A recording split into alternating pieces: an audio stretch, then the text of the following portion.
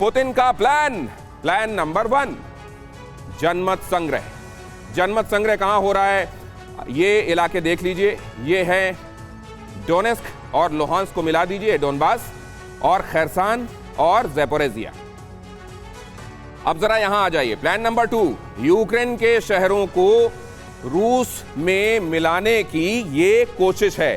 Actually उसी plan का extension है ये। प्लान नंबर 2 को आप एक्सटेंशन के तौर पर देख सकते हैं। प्लान नंबर 3, रूस पर हमला हुआ तो अंतिम प्रहार होगा। अब जब ये टेरिटरीज रूस का ही हिस्सा माना जाएंगी, जो पीके घोष सर कह रहे थे, तो फिर अगर इन पर हमला हुआ तो रूस इसको अपनी सॉवरेनिटी पर हमला बताते हुए किसी भी हद का हमला बोल सकता है। और अगर ऐसा होता है तो ये लड़ाई और ज्यादा बढ़ेगी। इन 4 इलाकों में यूक्रेन ने अटैक किया तो पुतिन फाइनल प्रहार करने से पीछे नहीं हटेंगे। रूसी इलाके की रक्षा के लिए पुतिन हमेशा वार्निंग देते रहे हैं।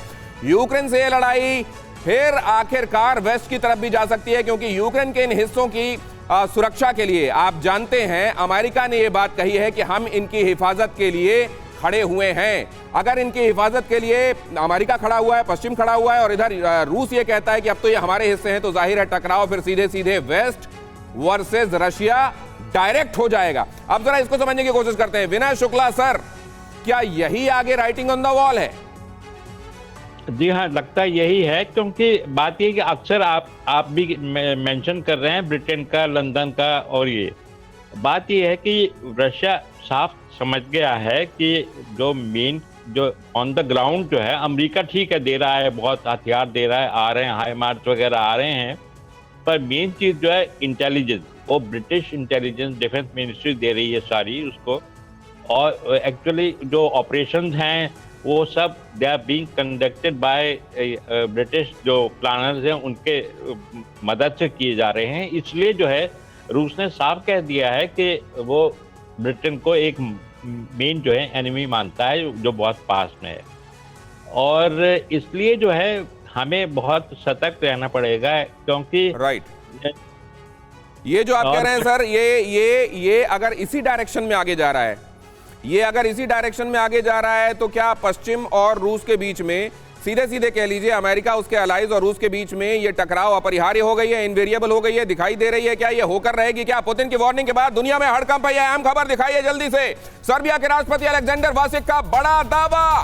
Alexander Vucic, second world war से ज्यादा बड़े खतरे की तरफ बढ़ रही है दुनिया। महातबाही के आने में अब बस कुछ ही महीने बचे, और ये अगर इतने सीजन्ड लोगों को दिखाई दे रहा है और ये दिखाई दे रहा है कि आगे महातबाही है, तो क्या जो इसे नहीं देख रहा है वो ऑस्ट्रिच है क्या?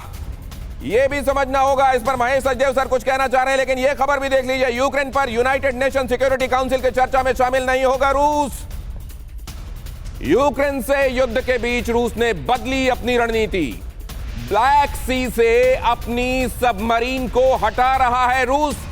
ब्लैक सी से अपनी सबमरीन्स को क्यों हटा रहा है रूस? विशंबर सर से ये समझेंगे, लेकिन पहले महेश सर आप क्या कहना चाह रहे हैं? मैं ये कहना चाहता हूं कि अगर आप इसको थोड़े लंबे परिप्रेक्ष्य में देखें, तो अगर सीज फायर होता है कुछ समय बाद, तो नए बॉर्डर पर होगा, जिसमें कि रूस ने ये चारों जो इलाके जहां जनमत संग्रह किया जा रहा है उसको वो अपने हिस्से मानेगा।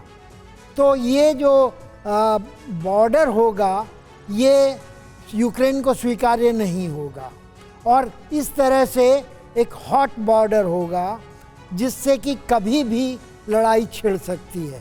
और ये कोल्ड पीस की तरह से अगर ज़्यादा कहना चाहें तो कह सकते हैं आप इसको। और इस तरह से ये जो है युद्ध एक परोक्ष रूप से जारी रहेगा।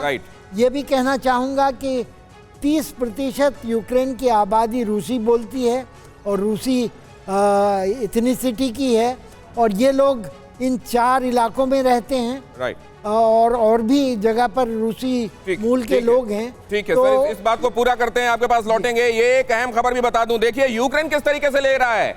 यूक्रेन इस समय असल में ज़ेलेंस्की यहां हर तरीके के साम दाम दंड भेद, और आपको मालूम है पुतिन जैसे स्टेचर का आदमी जब कुछ गंभीरता से कह रहा हो और अगर आप उसको पन के साथ रिएक्ट करते हैं, सटायर के साथ रिएक्ट करते हैं, चुटकी लेकर रिएक्ट करते हैं, तो आप उस आदमी को और चिढ़ाते हैं। और इसमें फिलहाल ज़ेलेंस्की सक्सेसफुल रहे।